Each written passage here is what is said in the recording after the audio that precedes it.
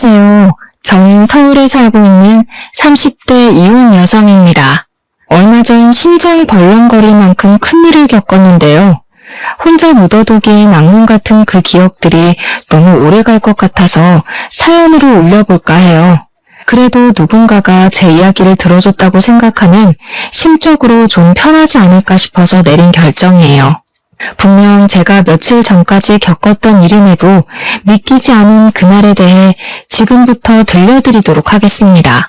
제가 30대로 진입하기 전쯤에 저희 아빠가 돌아가셨어요.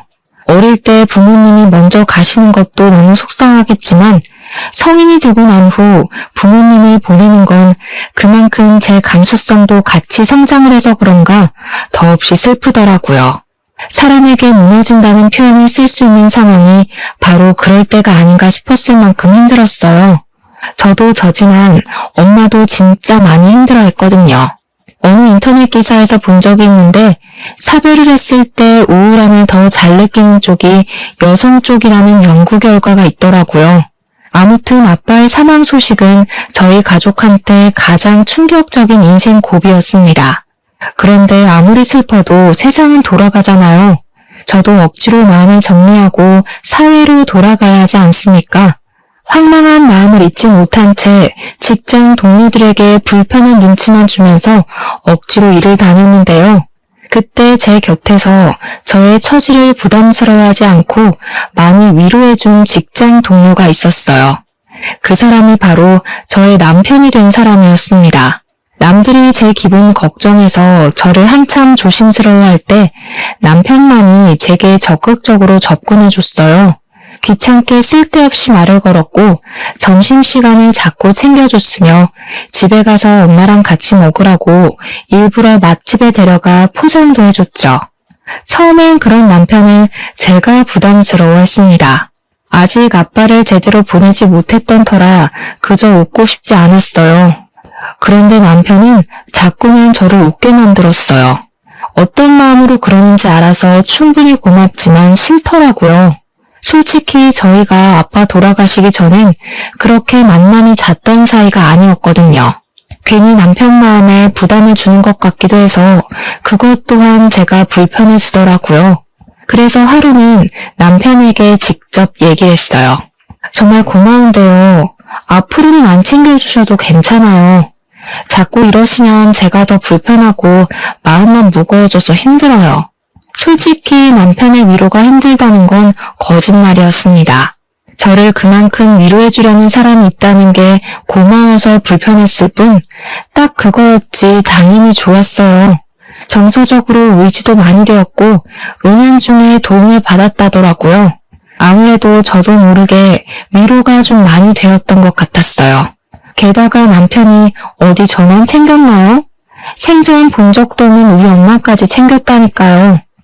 홀로 있을 우리 엄마가 힘들까봐 알아서 신경 써준 것 전부 좋았지만 시간이 갈수록 제가 남편에게 빚을 지는 기분이더라고요. 그래서 억지로 그만해달라 얘기했던 겁니다. 저랑 남편은 당시만 해도 직장 동료 그 이상도 이하도 아니었거든요. 그런데 거기서 남편이 제게 뜻밖의 고백을 함으로써 우리의 관계가 발전이 되었어요. 세상에 어떤 남자가 관심도 없는 여성한테 시간 내고 돈 쓰고 한답니까? 제가 그동안 그저 동료로서 친절을 베푼 거라 생각해요? 남편이 그날 새빨갛게 상기된 얼굴로 약간 서운한 듯 고백을 하는데 그때 저도 그만 홀라당 넘어갔던 것 같아요. 사람은 살다 보면 결혼할 운명이 딱 보인다던데 당시 저는 그게 바로 제 남편이라 생각했죠. 남편은 제가 만났던 남자가 몇 되진 않지만 그 중에서 단연 으뜸이었습니다. 또 제 나이도 마침 결혼 정년기였잖아요. 그러니 남편과 결혼 생각은 안 할 수가 없었죠. 저희는 결혼 약속을 하고 나서부터 더 속 깊은 얘기를 나눴어요. 저는 제 이야기만 하느라 남편에 대해 잘 모르고 있었는데 사귀고 나서 남편의 가정사에 대해 좀 들을 수 있었습니다. 남편은 워낙 어릴 때 시부를 잃어서 아빠에 대한 기억이 없다고 하더라고요. 시모랑 단둘이 살아야 하는데 그 때문인지 아빠의 부재로 인해 느꼈을 저의 상실감이 마치 자기 일처럼 느껴졌대요. 자기가 만약 아빠가 있었다면 이랬을 때 이런 모습일까 싶은 감정을 간접적으로 겪은 기분이었다나? 그래서 제게 더 마음 쓰고 싶었던 것 같기도 하다면서 그런 말을 하더라고요. 서로 비슷한 배경을 가졌다고 생각했기 때문인가 봐요. 저는 남편의 가정사를 듣고 나서 남편에게 더 마음을 열었습니다. 저희는 결혼하기 전부터 이미 서로에 대한 속사정이 다 털어놓고 결혼 인사를 드리러 양가 어른을 찾았어요. 시모도 저의 집안 사정을 남편에게 듣고 이미 알고 계셨는데요. 진심으로 안타깝게 생각해 주시더라고요. 아유, 딱해라. 지금 안 싸더니 얼마나 소가리를 하고 계실까. 내가 이미 겪어봐서 그 심정을 잘 알잖니. 지금 많이 힘들 시기야. 결혼하더라도 너희 둘이서 꼬박꼬박 안사동네 자주 찾아가줘야 해. 시모의 마음에 감동받아서 저 그날 시모 앞에서 눈물을 보였던 걸로 기억합니다. 그때 시모가 마치 또 다른 친정엄마의 품 같은 느낌이었거든요. 아무튼 양가 집안에서 저희 결혼에 대해 딱히 반대는 없었어요. 상견례 때도 시모랑 엄마의 사이는 초면이 아닌 것처럼 사이가 무척 애틋하기까지 했습니다. 안 싸돈 얘기를 듣는데 어쩜 이렇게 쌍둥이같이 비슷한 인생이 있을까 싶더라고요. 우리 집도 가까운데 한 번씩 같이 식사도 하고 얼굴 좀 보면서 삽시다. 저야 좋죠. 그렇잖아도 이제 슬슬 친구를 좀 만들어봐야 하나 생각했었는데 잘 됐네요. 아무래도 애들 덕분에 저희 좋은 일만 생긴 게 아닌가 싶습니다. 알아서 서로에게 위안이 되어주니 시모랑 엄마를 지켜보면서 얼마나 안도가 되었는지 모릅니다. 저랑 남편이 결혼하면서도 은연중에 홀로 남을 어머니 두 분이 걱정되었거든요. 아무튼 저랑 남편은 서로 엄마들에게 민폐 안 끼치려고 서로의 형편에서 최대한 결혼하고자 했어요. 그런데도 시모랑 엄마가 굳이 지분해주고 싶다고 해서 어쩔 수 없이 받은 것이 10억짜리 신혼집이었습니다. 반씩 나눠서 부담하신 거라고 해도 솔직히 적은 돈 아니잖아요. 이걸 받아도 마음이 불편하더라고요. 그래서 저희는 앞으로 시모랑 엄마한테 그 혼수를 보답하며 살기로 마음먹었어요. 맞벌이로 바쁘게 지내며 양가에 꼬박 용돈을 드렸고요. 남은 노후를 평생 편하게 보내도록 최대한 지원해드리려고 했죠. 출발이 좋았어요. 비록 어쩔 수 없이 대출 조금 끼고 신혼을 시작하긴 했지만 모두가 웃을 수 있는 변화여서 괜찮았습니다. 하지만 이 결혼이 제 길이 아니었다는 신호는 겨우 신혼 1년도 안 지난 시점에서 찾아왔어요. 정말 어느 날 불시에 시모가 돈 사고를 낸 적이 있었는데요. 이것이 바로 제 사연의 발단이 되겠네요. 잠자리에 들기 전에 제게 말했습니다. 남편이 조심스럽기도 하고 망설이기도 해서 심상치 않은 일이라는 건 듣기 전부터 짐작하긴 했었어요. 엄마가 쓸데없이 개하는 사람 말 믿고 웬 건물에 투자를 했나 봐. 오늘 낮에 홀레당 날리는 바람에 지금 알아놓으셨어. 뭐? 갑자기 투자는 무슨 투자? 어머님이 그런 걸 왜 해? 그런 건 남의 말 듣고 함부로 하는 게 아닌데 왜 우리한테 물어보지도 않고 그러셨대? 잘 알지도 못하시면서. 개하는 사람이 확실하다 했으니 믿은 거겠지. 아, 나도 모르겠어. 안 그래도 오늘 반차 내고 하루 종일 엄마랑 싸우느라 기운 빠진다. 5천만 원이나 날렸다는데 당장 5천만 원을 어디서 구하냐는 게 문제야. 저랑 남편은 앞서 말씀드렸다시피 빠듯하게 털어서 시작한 결혼이라 목돈이 없었어요. 그건 저희 부부뿐만이 아니었습니다. 저희 결혼 때문에 친정도 그랬고 시댁도 그랬어요. 당연히 시모는 우리 신혼집 해줬던 것 때문에 형편이 여의치 않았을 거란 말이죠. 그래서 어머님은 돈이 어디서 났길래 5천만 원이나 투자를 하신 건데? 어떻게 하면 5천만 원이 덜컥 생겨? 혹시 모아둔 돈이 따로 있으셨던 거야? 그랬다면 내가 이렇게 걱정하지도 않았어. 그냥 아까워하고 말았지. 엄마 대출 받아서 했대. 집 담보 잡아서. 대출이라니 더 골치가 아팠습니다. 없는 사정에 욕심냈다가 지금 배때기 터졌다는 얘기 아닙니까? 이거 정말 막막한 상황이었습니다. 그렇다고 그 5천만 원 빚 막고자 우리 쪽에서 또 대출을 받기엔 곤란했어요. 이미 우리가 혼수한다고 약간의 대출 끼고 있어서 더는 신용에 위험할 수 있었거든요. 이래저래 방법을 생각하던 저는 차라리 신혼집을 더 싼 곳으로 옮길까 거기까지 염두에 둘 수밖에 없었습니다. 때마침 저도 모르는 사이 제 눈치를 보고 있던 남편이 엄청 조심스럽게 꺼낸 얘기가 있었는데요. 사실 방법이 아예 없진 않잖아. 그러지 말고 장모님한테 좀 빌리면 안 될까? 어차피 장모님은 돈 여유 좀 있으시니까 우리가 빌렸다가 차차 갚기만 하면 서로 피해보는 일 없을 것 같은데. 저희 집은 아빠가 돌아가시고 나서 물려받은 재산이 좀 있었는데요. 그걸 남편이 모르지 않거든요. 그런데 저도 생각 못하고 있었던 친정의 재산을 남편이 먼저 얘기를 하니까 기분이 좀 이상했습니다. 뭔가 남편의 해결책은 애당초 친정의 재산밖에 없었던 것 같은 느낌이라 기분 나빴어요. 안 돼. 우리 엄마 고혈압 지병이 있어서 몸 안 좋은데 괜히 지방 문제로 스트레스 받게 하기 싫어. 우리들 문제도 아니고 어머님 문제 때문에 일어난 사고잖아. 괜히 관련 없는 엄마까지 끼어들게 하고 싶진 않아. 그러자 남편이 그럼 무슨 방법이 있냐고 약간 신경질을 내더라고요. 그 모습을 보면서 저는 좀 확신이 들었어요. 남편의 머릿속엔 시모의 문제를 오직 친정의 재산으로만 메꿀 생각밖에 없다는 것을요. 이것이 저의 잘못인가요? 저 때문에 이사달이 난 게 아닌데 친정 돈 못 쓰게 한다고 신경질 내는 남편의 태도가 어이없지 않습니까? 왜 다짜고짜 성질이냐고 했더니 남편은 그저 자기 엄마가 우리 신혼집 해준다고 없는 돈 다 끌어모아서 우리 퍼다 줬는데 5천만 원도 못 해주냐고 따지는 거 아니겠습니까? 그럼 우리 엄마는 돈이 차고 넘쳐서 마음껏 퍼다 줘도 된다는 거야? 우리 엄마 돈을 왜 당신이 마음대로 결정하라고 하는데? 그러니까 물어만 보자는 거잖아. 장모님이 싫다고 하면 나도 더는 안 물어보지. 물어보는 게 그냥 돈 받는 거나 마찬가지인 거야. 우리 엄마 성격에 우리 부탁을 거절할 것 같아? 아무튼 엄마는 절대 안 돼.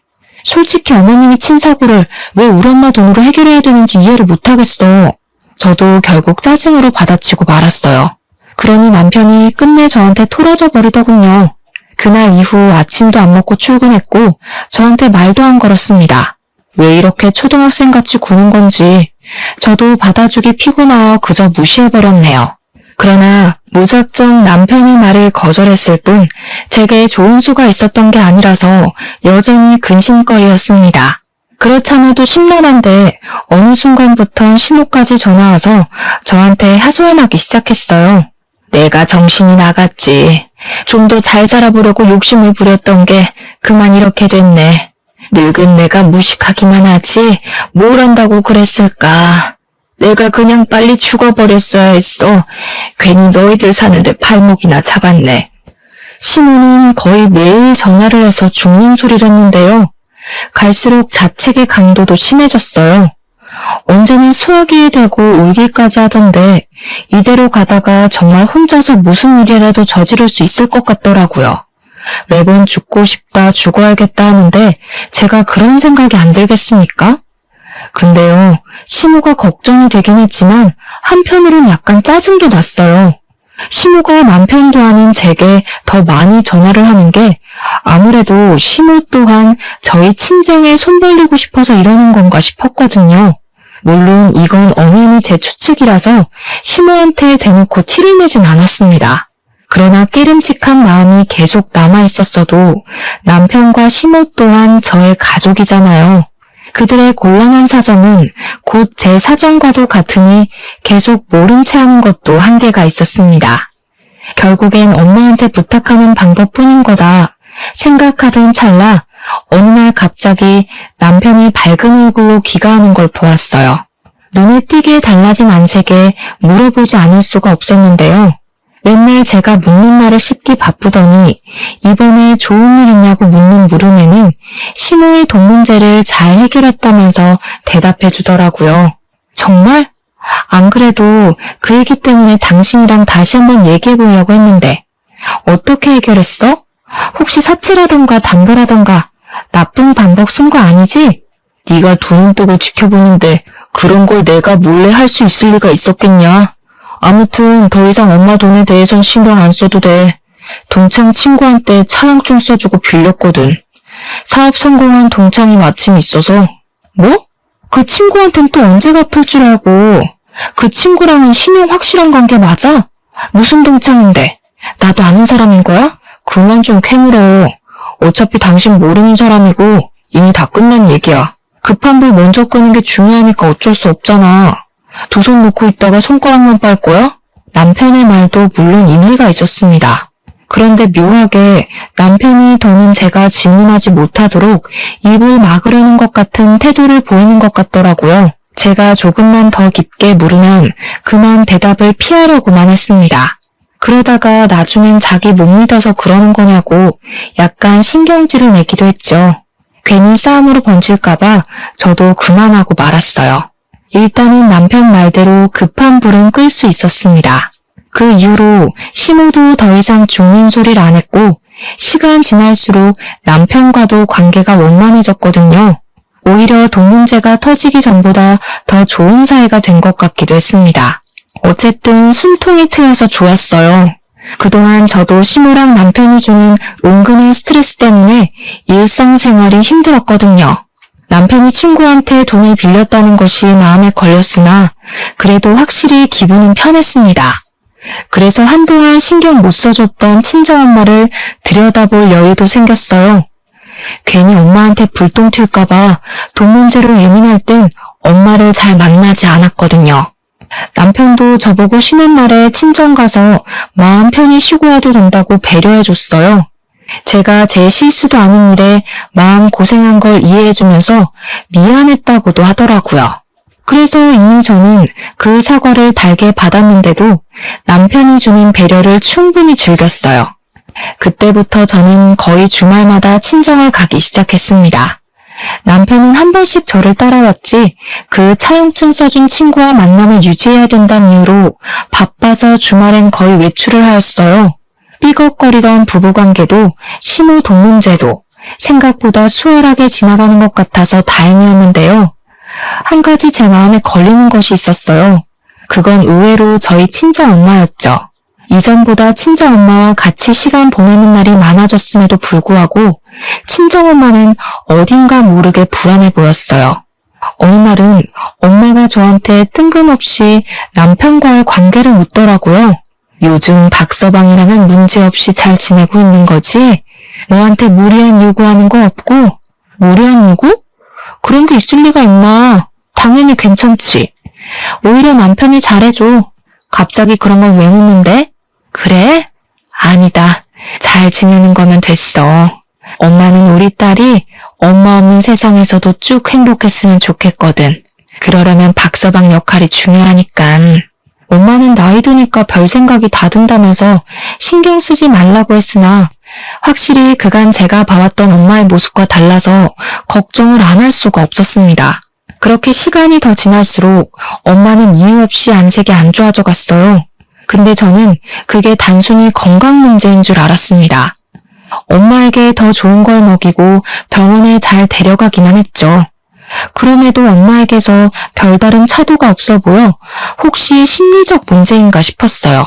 아빠가 돌아가신 것이 여전히 엄마를 힘들게 하고 있기 때문일지도 모른다는 생각이 들었습니다. 마침 그 시점에 시모가 저한테 전화와서는 친정엄마가 뭘 좋아하냐, 반찬이나 좋아하는 여행지 등을 묻기 시작했는데요. 시댁이랑 친정이 그리 멀지 않다고 말씀드렸잖아요. 결혼 전에도 시모랑 저희 엄마가 서로 잘 지내보자 했기 때문에 그래서 시모가 그런 걸 묻는 줄 알았습니다. 그 사실을 잠깐 잊고 있었는데 참 잘 되었다고 생각했어요. 엄마도 매번 친구 없이 혼자 지내셔서 시모랑 같이 어울리면 좋을 것 같더라고요. 시기적절하게 시모가 그런 제안을 줘서 얼마나 감사했는지 모릅니다. 그래서 저는 시모한테 챙겨줘서 고맙다는 말까지 하면서 정보를 알려주었어요.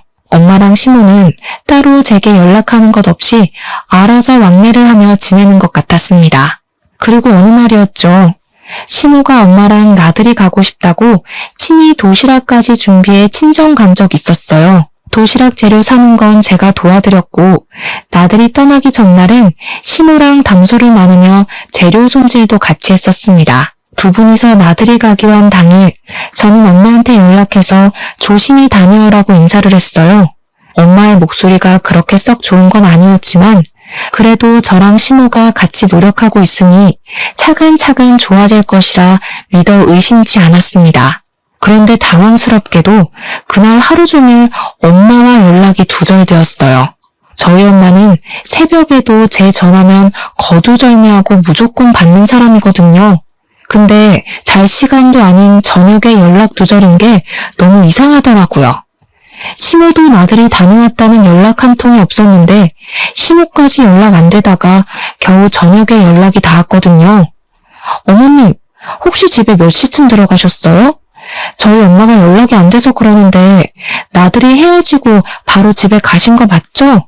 아, 그럼 내가 안 사돈을 집까지 데려다 줬는걸. 근데 오랜만에 움직여서 그런지 계속 피곤하고 잠이 온다 하긴 하더라. 아무래도 자고 있어서 전화 못 받는 것 같은데? 시모는 괜히 잠든 사람 깨우지 말고 내일 다시 전화해보라고 안심시켜 주었습니다. 자기가 분명 집에 들어가서 이불 펴는 것까지 봤다면서 제 불안한 마음을 계속 달래주었어요. 전화를 끊고 나니 남편까지 저더러 너무 걱정이 심하다고 말하길래 그런가 싶어서 그냥 잠자리에 누웠거든요. 그런데 아무래도 신경이 쓰여서 잠이 안 오더라고요. 혹시라도 엄마가 아빠 따라가 버릴까봐 그 불안감이 저를 무섭게 만들었어요. 결국엔 그 새벽에 저 혼자 차를 타고 친정집을 찾아갔습니다. 혹시 엄마가 자고 있을까 싶어서 조심스레 들어갔어요. 그런데 당황스럽게도 엄마가 방에 없더라고요. 집을 뒤질 것도 없었지만 온 집을 뒤졌는데도 엄마가 보이지 않아서 등줄기에 소름이 쫙 돋았습니다. 집이 아니면 갈 곳이 없는 사람인데 그 새벽에도 집에 없다는 건 제가 안 좋은 생각을 할 수밖에 없도록 만들었어요. 엄마가 혹시 상실감을 견디지 못해 극단적인 선택을 한 게 아닌가 불안했습니다. 저는 그 자리에서 다시 엄마한테 전화해봤어요. 그런데 그 순간 엄마 휴대폰 벨소리가 집 안에서 울리더라고요. 그 소리를 찾아서 온 집을 뛰어다니다 웬 수납장 아래에 도달했습니다. 그곳은 아빠의 물건만 가득 있는 방이라 평소 들락거리지 않는 곳이었어요. 바로 그 방 안에 엄마의 폰이 있었다는 겁니다. 사람은 없고 휴대폰은 엉뚱한 곳에 놓여있으니 이거 아무래도 심상치 않은 일이라는 직감이 왔습니다. 저는 바로 112에 신고하려고 했어요. 그러나 그 순간 제 눈에 들어온 의문의 종이가 하나 있었는데요. 그건 휴대폰 아래에 같이 있던 것이었습니다. 그걸 보자마자 저는 신고하는 걸 잠깐 멈추게 되었습니다. 그럴 수밖에 없었던 게 분명 처음 보는 종이 서류인데 그곳에 남편 이름이 적혀 있더라고요. 뭔가 싶어서 제대로 확인해봤더니 다름 아닌 차용증인 거 아니겠습니까? 남편이 우리 엄마로부터 5천만 원을 차용한다는 내용이었습니다. 남편이 엄마한테 5천만 원 빌릴 일 뭐 있겠습니까? 그 액수를 보자마자 저는 바로 알아채겠더라고요. 5천만 원이면 시모가 사고 친 돈밖에 없잖아요. 남편이 차용증을 쓰고 친구한테 빌렸다는 그 5천만 원이 사실은 출처가 엄마일 수도 있다는 얘기였어요. 저는 그 짧은 순간 상황 파악하느라 머리통 엄청 굴렸습니다. 그러니까 제 예상이 맞는다면 남편이 저 몰래 결국 엄마를 찾아와서 5천만 원만 빌려달라고 한 거였고 친구한테 빌렸다는 건 순 거짓말이라는 거 아닙니까? 그렇다면 그들이 돈 문제 터지기 전보다 제게 더 잘했던 이유가 이것 때문이었을 수도 있겠다 싶었어요. 아니, 그게 맞는 것 같았어요. 갑자기 친정엄마한테 그리 잘해주고 챙겨주고 했던 것도 친정엄마한테 돈을 뜯어갔기 때문이었고요. 그리고 이 사실은 엄마도 알고 있는 듯 했습니다. 지난날 엄마가 저더러 남편과 사이 괜찮냐고 물었던 것도 부부끼리 사이만 괜찮다면 됐다고 한 것도 다 이런 이유가 전제로 깔려 있었기 때문이었어요. 그 차용증 하나 때문에 저만 몰랐던 모든 실마리가 풀려버린 셈이었습니다. 엄마가 휴대폰 밑에 차용증을 같이 두고 외출을 했다는 건 제가 언제 한번 집에 찾아올 거란 걸 알고 취했던 행동 같았고, 이러한 실체를 제가 알길 바랬던 것 같았어요. 저는 정말 아무것도 몰랐어요. 그저 남편과 시모에게 감사한 마음으로 살았던 그동안의 시간이 후회스러웠습니다. 우선 엄마가 무사한 게 먼저였으니 일단 112에 전화해서 우리 엄마를 실종 신고했습니다. 저는 이 주제넘는 두 사람의 악행을 절대 용서하고 싶지 않았어요. 그래서 당장 집으로 돌아가 자빠져 자고 있는 남편의 등짝을 풀스윙을 날렸습니다. 화들짝 놀라서 일어나는 남편한테 차용증을 들이밀면서 대놓고 따졌죠. 당신 이거 뭐야? 친구한테 빌렸다는 5천만 원, 우리 엄마한테 빌린 돈이었어? 왜 차용증이 우리 엄마 집에서 나오는데? 그걸 또 어떡해. 뭐 그랬다 어쩔래. 어차피 차용증 쓴 거 보면 몰라? 떼먹는 거 아니고 다 갚을 거란 뜻이잖아. 별것도 아닌 걸로 사람 잠 깨우고 난리야. 별것도 아니라고? 이 쓰레기 새끼야. 내가 우리 엄마 건들지 말라고 했지. 그리고 우리 엄마 집에 있다면서 왜 거짓말했어? 설마 우리 엄마한테 해코지한 거야? 얘가 완전 생사람 잡네. 장모님이 어디 있는지는 나도 몰라. 따질 거면 우리 엄마한테 가서 따지든가. 남편은 오히려 적반하장 태도로 나왔습니다.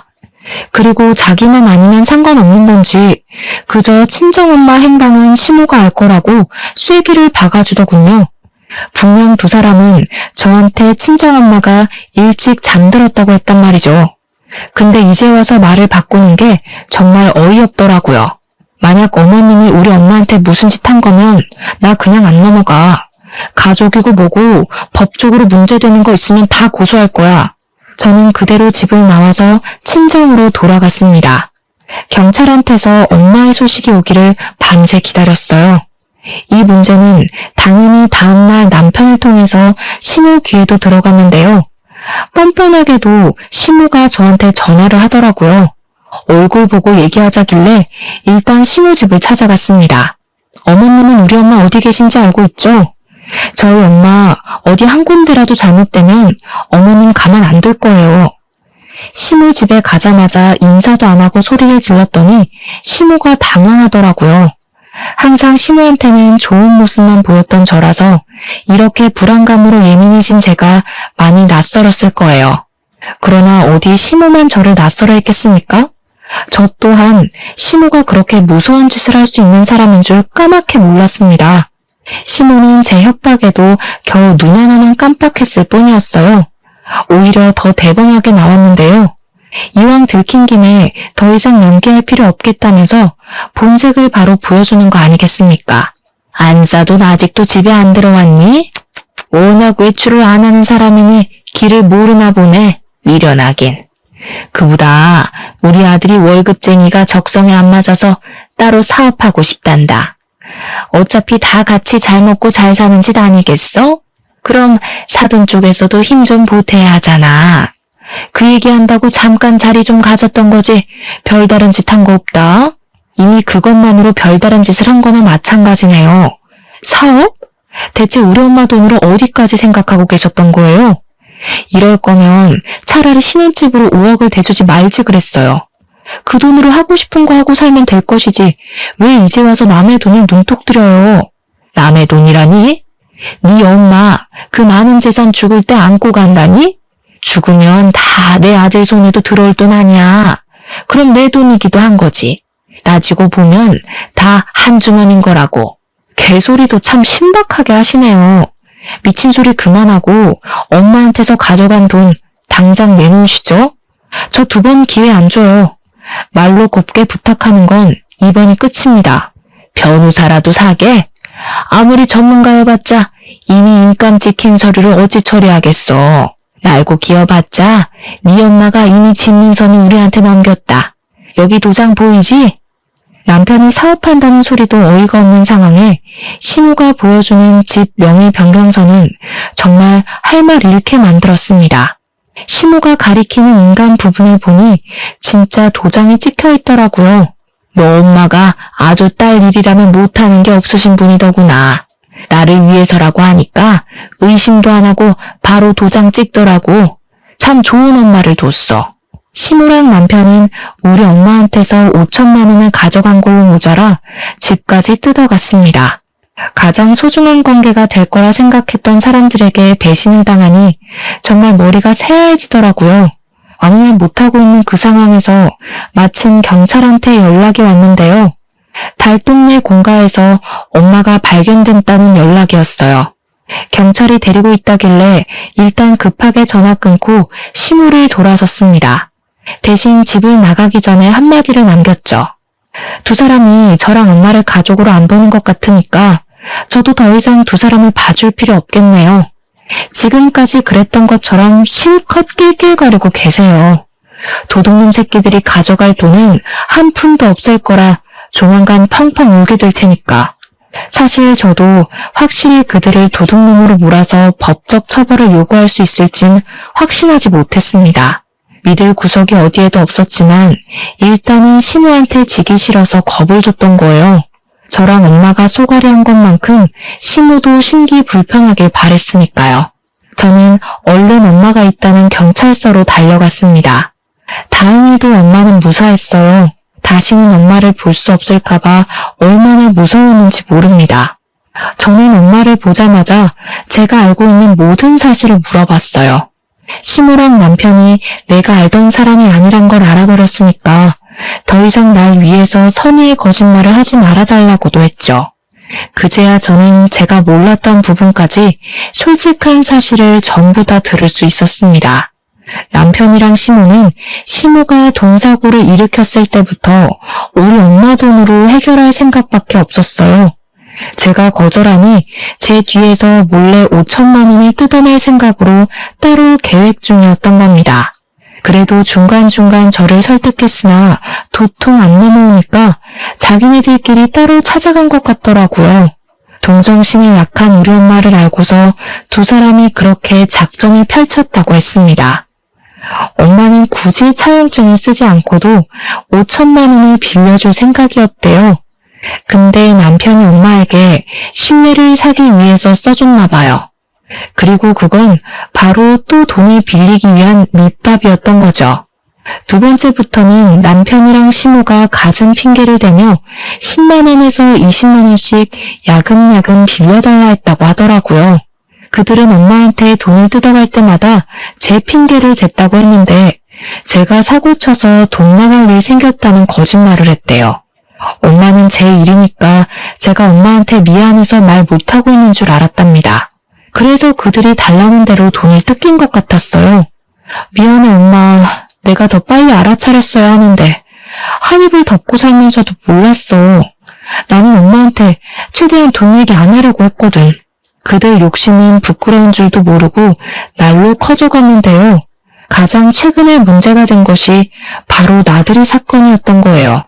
시모가 나들이 핑계로 남편 사업자금 좀 당겨달라고 엄마한테 협박했다더라고요.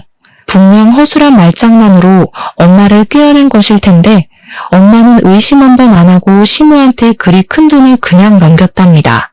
시모가 또 제 핑계를 댔다고 하던데 솔직히 그쯤 되면 엄마가 한 번이라도 의심을 해야 되는 거 아닌가 싶더라고요. 아무리 딸을 위하는 일이라 해도 그렇지 어떻게 나한테 확인도 안 해보고 집 명의 변경서에 도장까지 찍으면서 그들 말만 믿을 수가 있는 건지 이해가 안 되었어요. 대체 왜 그랬어? 엄마 돈 헤프게 다루는 사람 아니잖아. 아무리 우리가 한 식구라 하더라도 이건 아니지. 나한테 더 물어봤어야지. 지금 어머님이 엄마한테서 집 뺏었다고 얼마나 신난 줄 알아? 뭐가 이상하다는 생각 전혀 안 해봤어? 왜 안 했겠어. 걱정 마, 딸. 엄마도 너한테 피해갈지 정도는 구분할 줄 알아. 당연히 그 사람들이 무슨 생각으로 언제부터 변심했는지 다 알았지. 엄마의 말을 듣고 나니 오히려 혼란스러워서 더 이해가 안 되었습니다. 엄마가 하는 말은 그 두 사람 속셈이 뭔 줄 알면서도 돈을 공짜로 내줬다는 소리잖아요. 대체 왜? 제 머릿속이 정리되지 않고 있다는 걸 엄마가 눈치챘는지 엄마는 제 앞으로 도장 하나를 건넸어요. 그건 엄마 도장이 아니라 돌아가신 아빠 거였습니다. 아, 그걸 보니까 모든 게 이해되더군요. 이미 사망자인 인감을 받아봤자 신우가 가져간 증빙서류는 다 위조 서류가 될 게 뻔했어요. 게다가 덤으로 엄마를 협박한 짓거리가 경찰한테 걸리는 탓에 얼마든지 고소가 가능해져 버렸죠. 엄마의 진짜 속내를 알고 나서 저는 그대로 주저앉아 버렸어요. 혹시라도 엄마에게 더 큰 불행이 닥쳐서 엄마가 정말 남은 생을 버틸 수 없을까봐 얼마나 마음 졸였는지 모릅니다. 너무 다행이었죠. 이대로면 차용증 받은 5천만 원도 찾을 수 있었고 집도 무사한 데다가 야금야금 뺏겼던 돈은 위자료로 퉁칠 수 있으니 문제 없어졌습니다. 정말 10년 묵은 채증이 쑥 내려가더군요. 저는 그 사람들 절대 곱게 벌받게 해주고 싶지 않았어요. 제 발로 나락을 향해 걸어갔으면 해서 당장 고소하지 않고 기가 막힌 타이밍을 기다렸습니다. 근데 정말 감사하게도 남편이 결혼 1년 만에 불륜을 저지르기 시작했어요. 저랑 틀어지기 시작하면서부터 작정하고 저를 엿먹이고 싶었던 것 같습니다. 불륜 행위에 엄청 당당한 태도더라고요. 어차피 나랑 이혼할 거 아니냐? 장모 돈 훔친 남편이랑 언제까지 한 입을 덮고 살려고? 무슨 속셈으로 버티고 있는지 모르겠는데 네 뜻대로 절대 안 될걸? 그냥 조용히 합의 이혼하지. 뻔뻔하네. 네 입으로 우리 엄마 돈 훔쳤다고 자백해놓고 나더러 합의를 바래? 끝내도 내가 끝낼 거니까 넌 그때까지 계속 찝찝하게 살면 돼. 네가 다시 시작하라는 길도 완전 시궁창으로 만들어줄 거니까 기대해. 그래봤자 너만 고생이지. 나 이번에 여자 하나 잘 물었거든? 걔는 정신력이 강해서 고작 상간녀 소송 당한다고 흔들릴 애 아니거든. 나보고 깔끔하게 이혼하고 오면 내 위자료까지 내준다더라. 나 그 여자 집 밑으로 들어가서 그 집 장인어른 사업 물려받아서 대표할 거야. 남편인 상간녀는 저보다 무려 10살이나 많은 노처녀였습니다. 남편이 돈에 눈이 멀었는지 그런 늙은 년한테 끔뻑 넘어가서는 자랑처럼 짓거려댔어요. 상간녀도 결혼하고 싶으니까 돈이 얼마가 들든 좀 해주기로 했나 보더라고요. 그것 때문인지 남편이 오히려 이혼하자고 당당하게 나오는 거 아니겠습니까?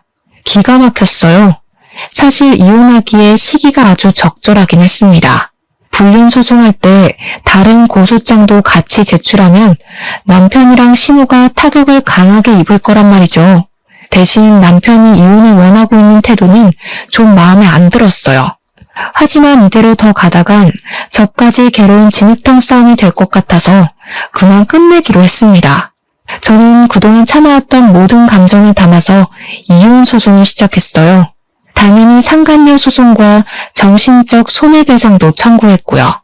저희 엄마도 그들을 상대로 협박죄와 사문서 위조죄 등등 할 수 있는 건 다 신고해버렸습니다. 그리고 당연하게도 집안이 발칵 뒤집혔죠. 제가 친정으로 짐을 다 옮긴 날 신우가 친정집에 들이닥쳤는데요. 다짜고짜 저희 엄마에게 달려들어 머리채를 잡더라고요. 감히 나를 속인 걸로 모자라 고소를 해? 거짓말 친 거 곱게 넘어가 줬으면 고소는 하지 말아야지. 내가 당신한테 사기친 게 없는데 왜 고소를 해? 저는 깜짝 놀라서 신우의 머리채를 잡고 뒤로 당겨버렸습니다. 발라당 넘어지는 신우를 두고 대걸레를 들고 와 신우를 쿡쿡 찔렀어요. 나가 이 사기꾼아. 더 이상 우리 볼 일 없는 사이거든요? 당신이 무식해서 도장 주인도 못 알아본 주제에 누굴 탓하는 거예요? 당장 안 꺼지면 주거 침입으로 또 신고할 거야? 신우는 제 공격이 아팠는지 그대로 기어가 열린 문으로 나가버렸습니다. 닫힌 문 밖에서 상간녀 때문에 참는다고 소리치더군요. 우리 엄마가 인감도장을 속여서 찍었다는 생각에 열불나 했지만 제발 며느리가 생겼으니 그 정도만 하는 것 같았습니다. 어떻게 보면 저희는 손해본 게 하나도 없는 이혼이었거든요.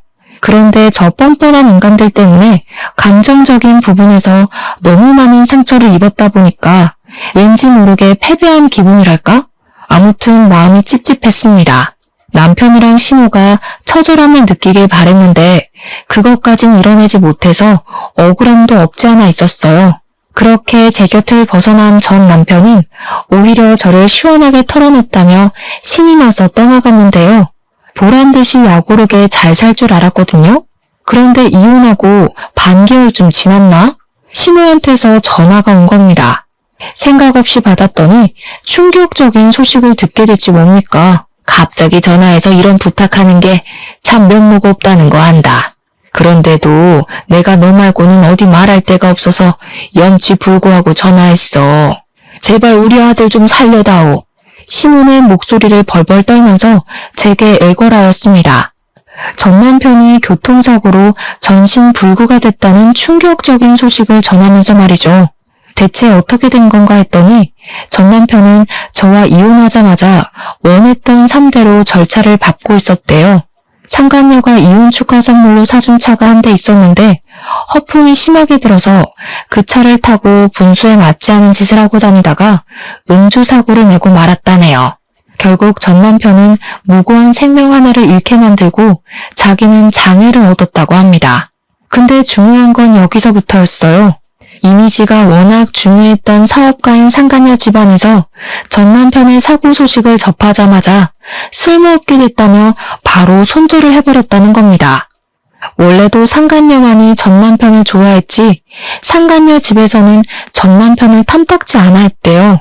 그런 상황에서 전 남편이 상간녀와 결혼하기도 전에 사고를 쳐버렸으니 집안보다 남자를 선택할 수는 없었던 상간녀가 전 남편을 버린 거래요.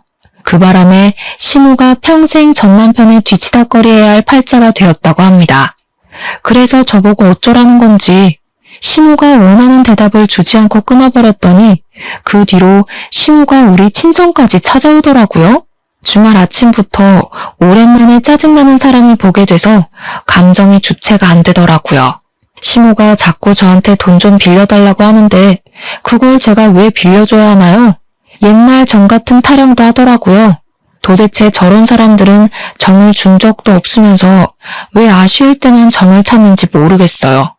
저는 긴 말하기 싫어서 손수 찬물을 받아와 시모 얼굴에 퍼부어 주었습니다. 제가 아줌마한테 줄 건 이것뿐이네요. 맹숭하셨으니 제발 속 차리고 똑바로 사세요. 영 급하면 차라리 혈육을 찾아가시던가요. 왜 자꾸 생판 남의 등만 처먹으려고 하시나 모르겠네. 한 번만 더 찾아오면 없는 형편에 벌금까지 물게 할 거예요? 그렇게 시모를 쫓아보낸 뒤로 그 두 사람이 어떻게 살고 있는지는 모르겠습니다. 아마 자기 식구들한테 돈 빌리고 다니지 않을까 싶어요. 다 분수에 맞지 않는 욕심이 낸 탓을 해야겠죠. 어쨌든 시모에게 찬물까지 부어주고 나니까 속은 시원하더라고요. 그 사람들 일단 불행해진 거잖아요. 천벌받은 거나 다름없는 거잖아요. 제가 바랬던 처절한 인생에 근접하게 된 것 같아서 이게 웬 떡인가 싶은 마음이 들더라고요. 세상에서 제일 괴로운 감정이 후회라고 생각하거든요. 그 사람들은 아마 죽기 직전까지 후회하면서 살다가 허송세월 보내지 않을까요? 그것만으로 저는 만족합니다. 결혼해 봤으니까 두 번은 안 하려고요. 앞으로는 저희 친정엄마와 둘이서만 즐겁게 놀아보려 합니다. 제 사연 들어주셔서 감사드려요. 다들 같이 행복하셨으면 좋겠습니다.